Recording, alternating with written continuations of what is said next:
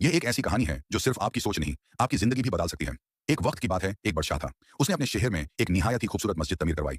जब मस्जिद की तमीर मुकम्मल हुई, तो बादशाह की बेटी ने ख्वाहिश ज़ाहिर की कि जब ये मस्जिद तैयार हो जाए, तो वो वहाँ जाकर 2 नफ़ल अदा करेगी। मस्जिद तैयार होने के बाद शहज़ादी अपनी ख्वाहिश पूरी करने के लिए मस्जिद में गई और 2 नफ़ल अदा करने लगी। उस वक़्त तमाम मज़दूर जा चुके थे। सिर्फ एक जवान मज़दूर वहाँ अकेला रह गया था, जो अपना काम समेट रहा था। उसने शहज़ादी को सजदे में देखा। उसका वो मंज़र इतना नूरानी और खूबसूरत था कि उसके दिल पर गहरा असर छोड़ गया। काम खत्म करने के बाद मज़दूर घर आया, लेकिन शहज़ादी के सजदों का वो मंज़र उसके ज़हन से मिटा नहीं। उसने अपनी माँ को सब कुछ बताया और कहा, अम्मी, मैं शाहज़ादी से निकाह करना चाहता हूँ। आप बादशाह के पास जाकर मेरा रिश्ता ले जाइए। माँ ने उसे समझाया, बेटा, हम आम मज़दूर हैं, वो बादशाह की बेटी है।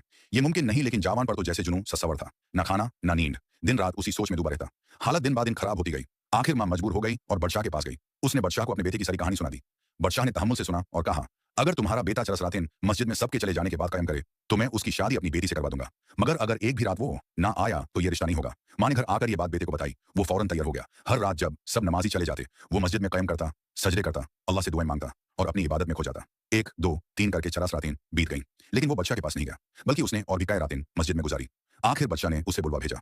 तुमने मेरी शर्त पूरी की? बादशाह ने पूछा। जी हुज़ूर, जवान बोला, मैंने आपकी शर्त पूरी की है।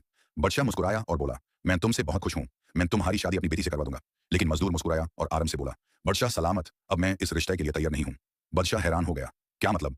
तुम तो कहते थे कि उसके बिना जी नहीं सकते। जवान ने सुकून भरे लहजे में कहा, हुज़ूर, आपका शुक्रिया। आपने मुझे 40 रातें मस्जिद में कायम करने का मौका दिया। पहले मेरा मकसद कुछ और था, लेकिन उन रातों में सजदों के दौरान मुझे जो सुकून मिला, उसका मुकाबला दुनिया की कोई चीज़ नहीं कर सकती।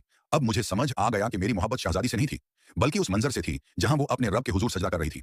और अब मुझे जो मिल गया है, वो दुनिया की हर चीज़ से बढ़कर है। इबादत का सुकून मोहब्बत से भी गहरा होता है।